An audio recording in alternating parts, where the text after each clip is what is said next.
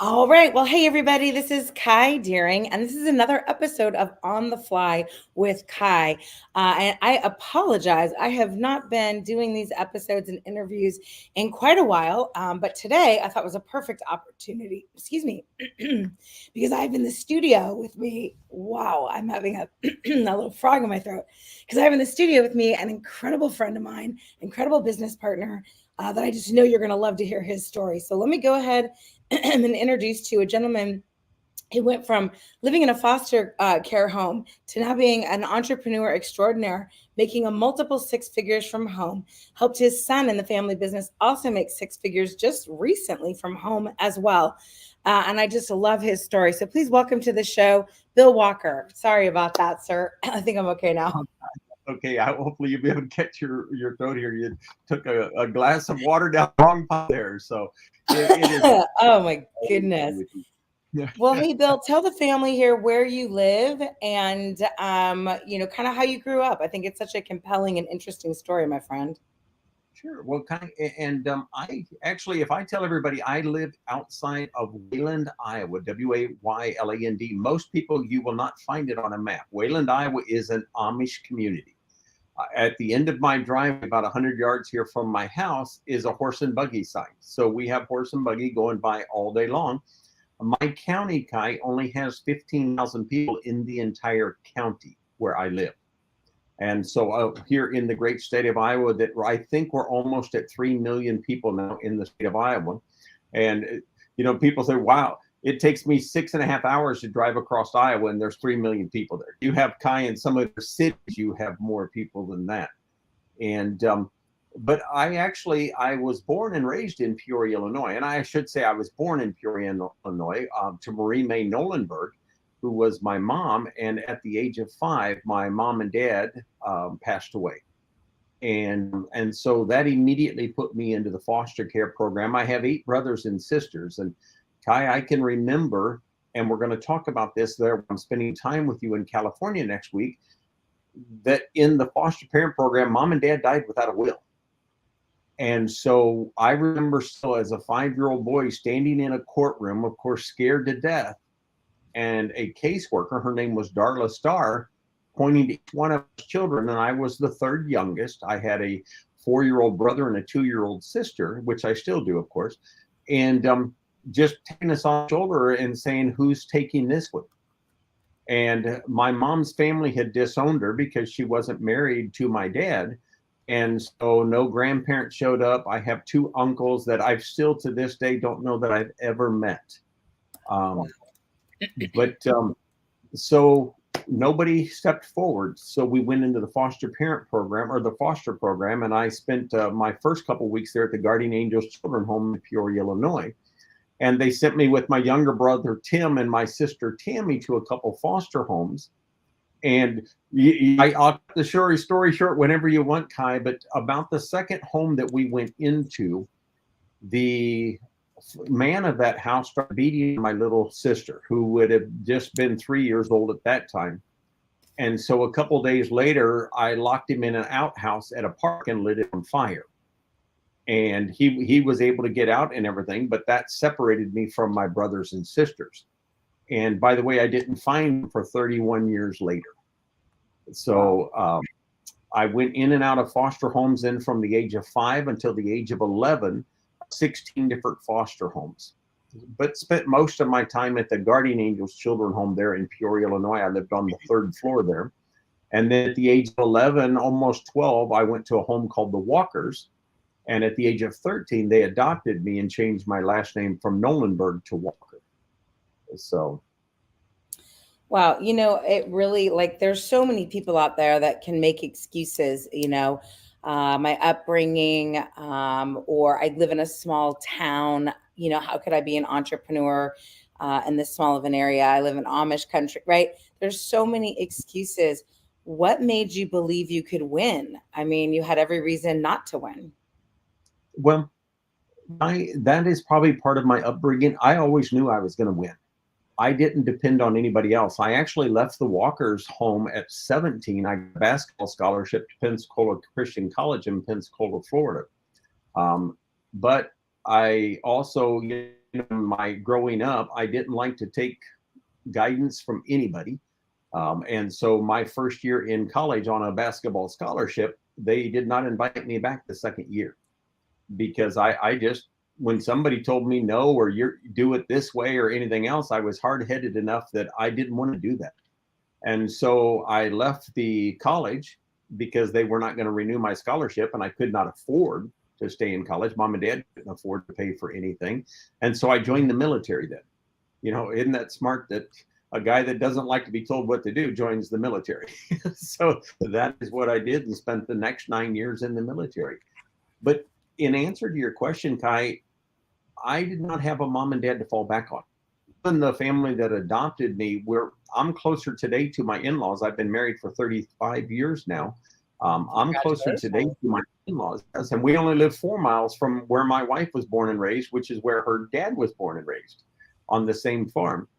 But so I always, if it's going to be, and I know it's a cliche saying, but I always knew in life, if it's going to be, it's going to be up to me, because there's nobody else that will take responsibility for my success or failure.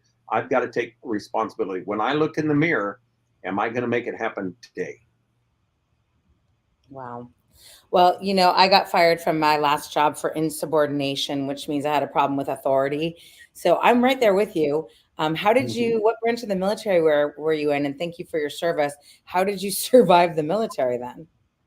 I thrived in the military because it was a rigid system.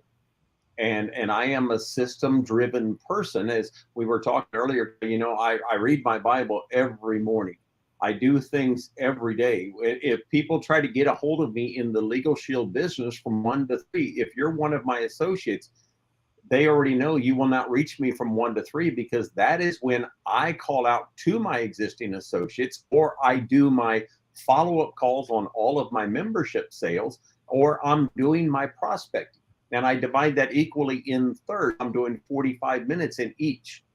And so when I'm prospecting, if the phone rings, I don't answer it unless it's one of the prospects that I'm waiting to return my call. When I'm working with new associates, I don't take a prospect call. I am rigid, and I do not change in any way, shape, or form. And when I'm following up with my existing members to make sure that they have their mobile app, they've used the mobile app, that they called and they've started the will process, I will not take another call, because that is, I guess what I'm saying, Kai, is I'm not real good at multitasking like other people.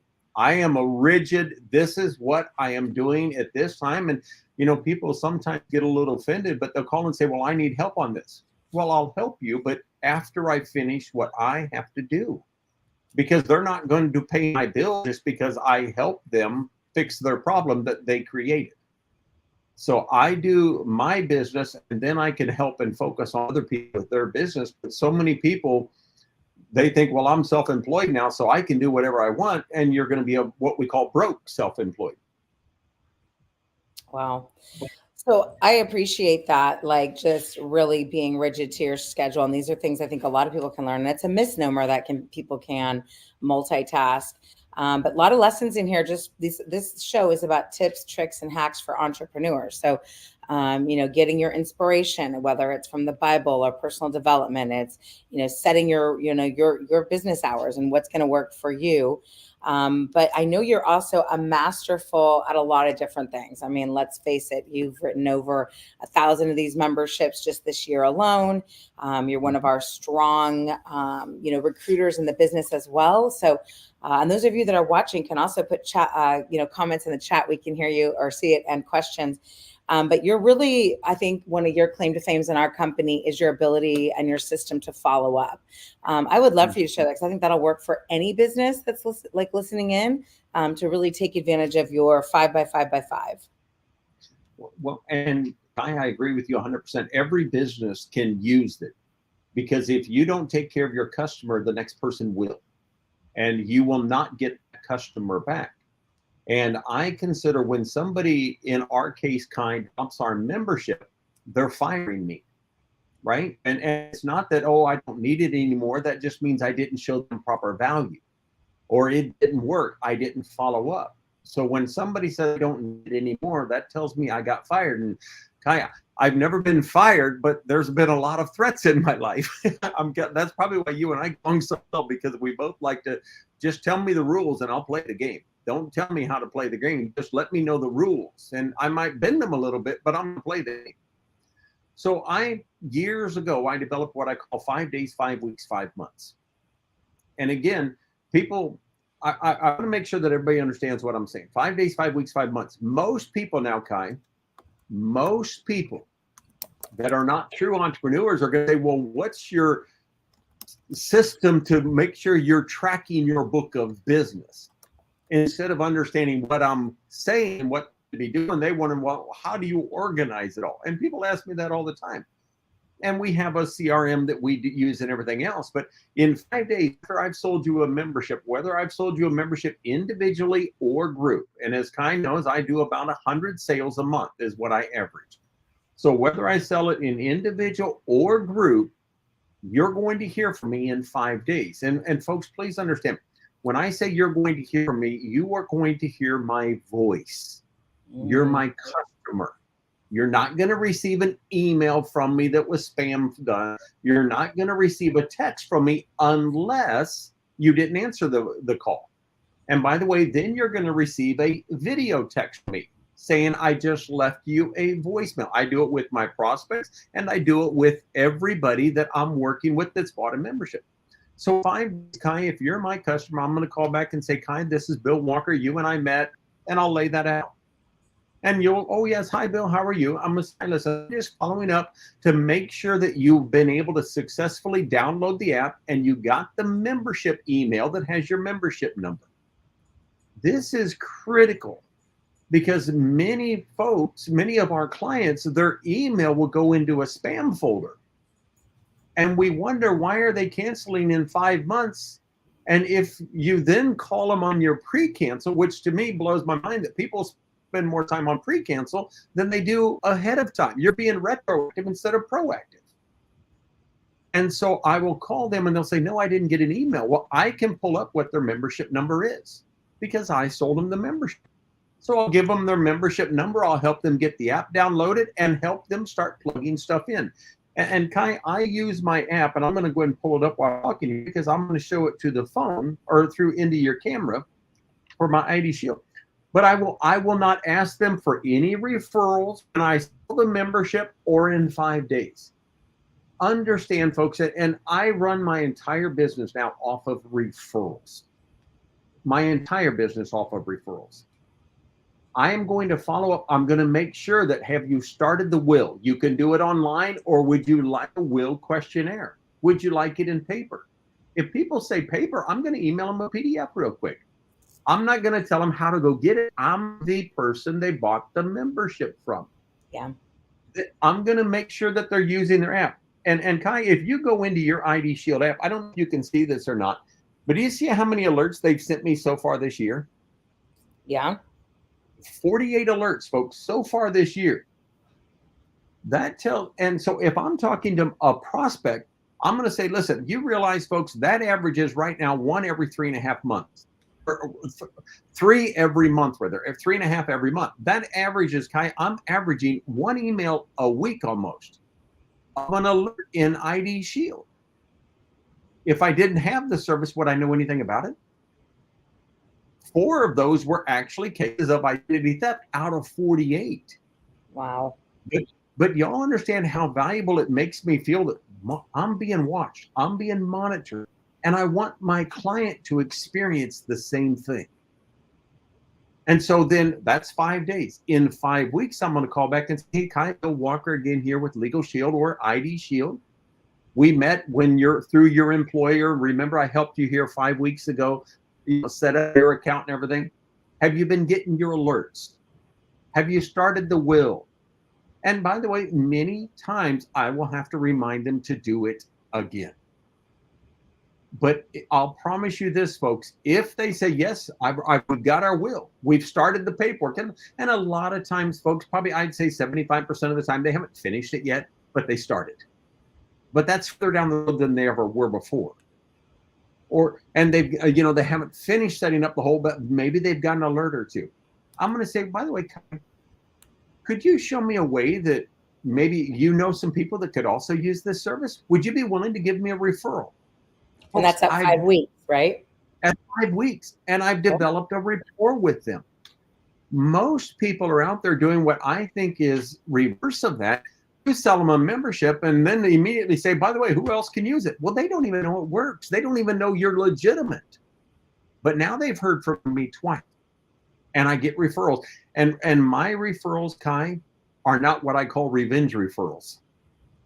Y'all know what a revenge referral is? Somebody sent your name to a vacuum sales sweeper salesman, and so they gave them back your name. It's a revenge referral. Those are not good referrals, right? And I've experienced enough of those that I started saying, hey, how can I make it so this person is going to recommend me? And then I'm going to call them again in 5 months. And I start out with, hey, just want to thank you for being my member. Are there any issues I can help you with? Is there anything I can help you? And track them. I know you had a child that was about 16 years of age. Remember, when they turn 18, we may want to set them up on their own identity theft protection. So we do more proactive monitoring. Your child is now in college. Do you have a living will and a healthcare power of attorney for that child? Or, maybe they've lost a spouse or they've gone through a divorce. I can talk about, well, wait a minute, now you're leaving as a child under the age of 18. You've named them as a beneficiary. You really don't want to do that, because if they inherit that money, have you talked to the attorneys about that? Right? Or if they have a child with special needs, that's called a special needs will. So I can walk them through these things. My goal, folks, please understand, is I do not give legal advice. I make sure that they understand that they have access to legal advice using our system. And Kai, that has put all of those plaques on that wall behind me. 5 days, 5 months. Revenge referrals. That is so funny. Well, I know that would work for any business, right? So, if you sold a package for an esthetician, following up with them in 5 days, how does your face feel? Following up in 5 weeks, right? I think that could really be taking a lot to the bank. I also know, like we talked about, so there's so many lessons here, your structure, no excuses, making money from a small town. But I hear really in your voice too, that you're competitive. How has that played positively and negatively for you in business and in life in general? That's a great question, Kai. Wow. Competitive, folks, and you've worded that properly. That can be good and bad. Especially if I am trying to lead a team. Competitive, folks, that's great for my own personal goals, but I don't want to compete against my team. I want to know we're a team. You can sometimes people get so competitive that you almost become condescending when you're talking to them, right? And hey, I've met 3 associates for the month. How many do you have? That's condescending to them. That's not building them up. And so I am a very competitive person internally with myself. I want to do better every month.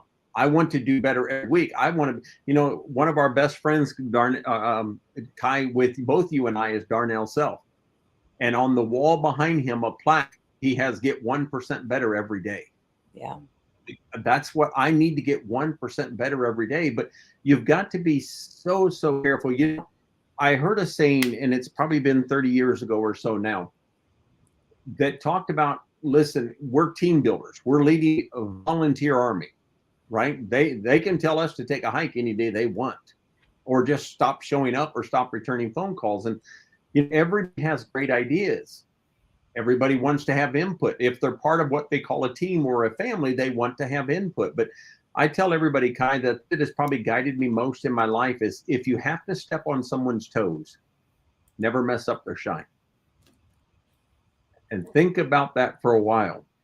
And it has guided me. If I have to step on someone's toes, I never want to mess up their shine. I never want to put them down. I never want to do it in a way that is going to hurt them.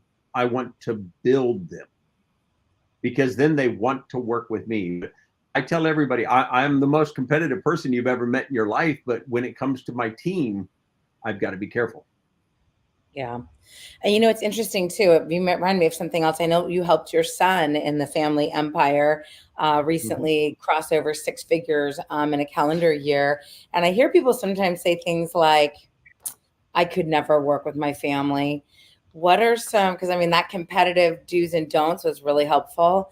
How does that translate in working with family? What are some do's and don'ts when working with families? I think that's an intricate dance, and you've been able to really excel in that and have two generations of success in one company. It's outstanding. You know, and I can't imagine not working with my kids, folks. We understand we are very, very close every Saturday night. And folks, I mean every Saturday night. Last night, this is Sunday, Kai. Last night at 7 p.m., we all went over to my in-laws and made homemade pizza and had pizza together every Saturday night. My kids from in town, they're only 7 miles away from me. They have their own houses in town. They come out and have pizza at Grandma and Grandpa's house. So I cannot imagine not working with my kids. But let me tell you, we have to let them be them.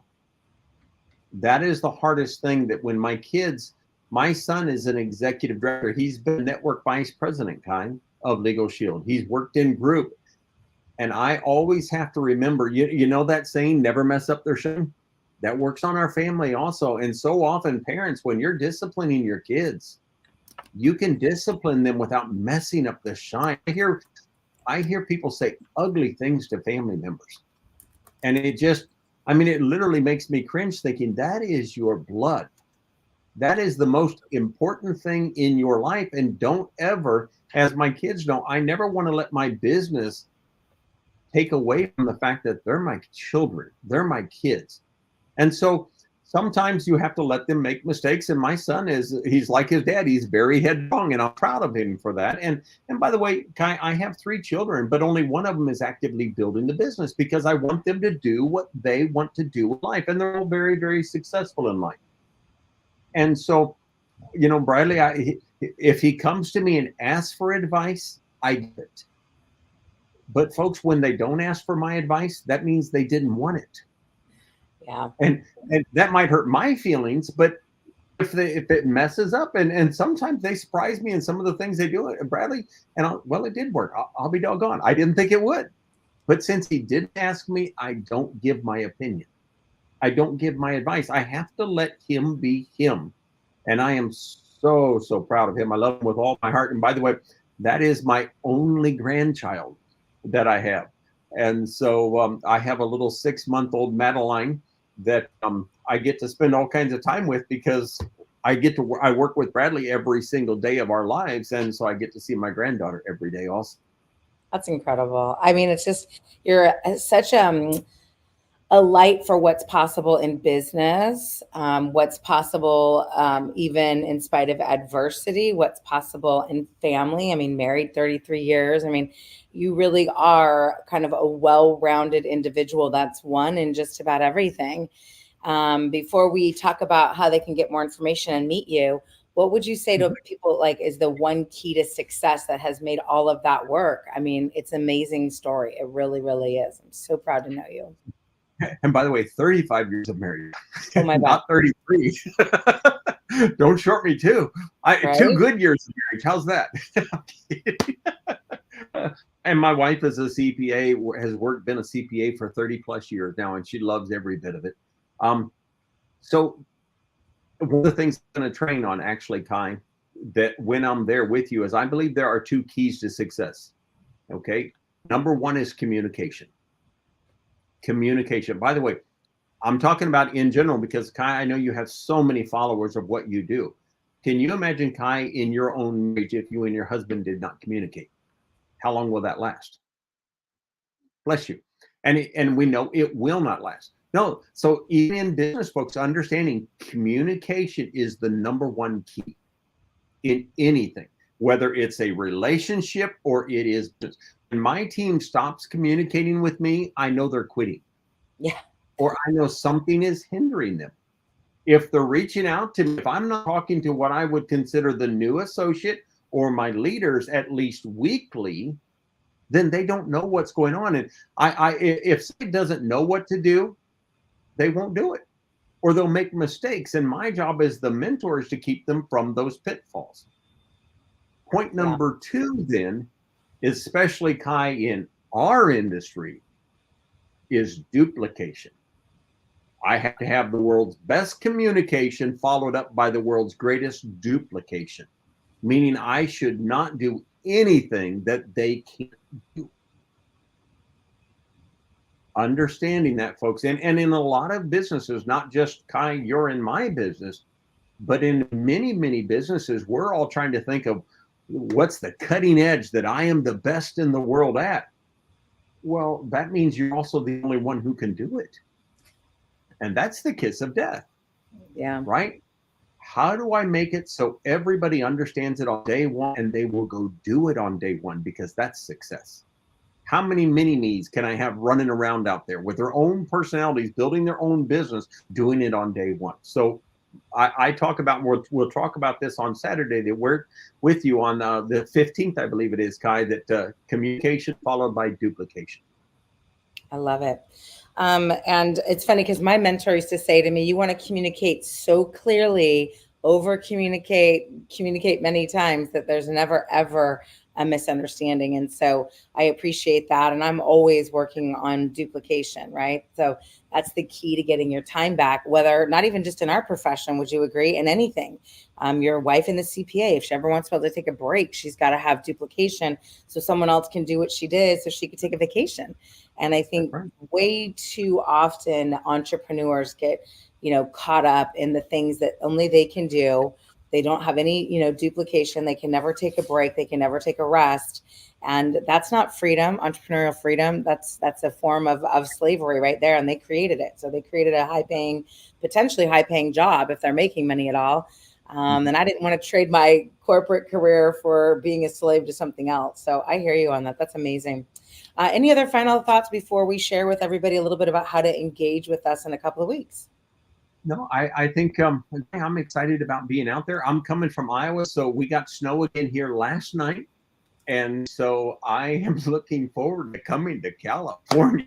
Don't get too excited.